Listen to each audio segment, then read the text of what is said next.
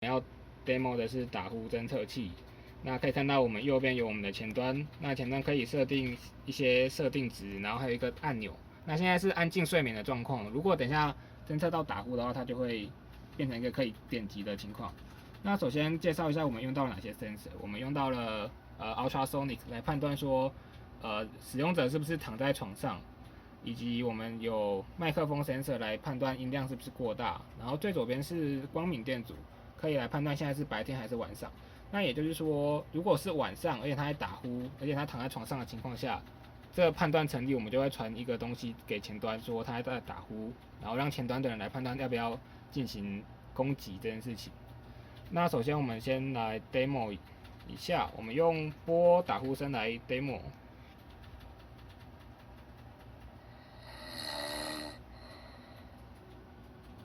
那可以看到，现在右边的前端现在是一个打呼的状态。那我们就可以按下这个打呼钟，那我们就会开始攻击现在正在睡觉的人。那如果现在正在睡觉的人醒来了，那这个就会停下来。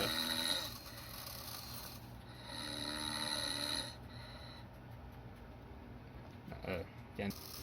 那如果说现在其实是白天，就是一般讲话的声音的话，那我们可以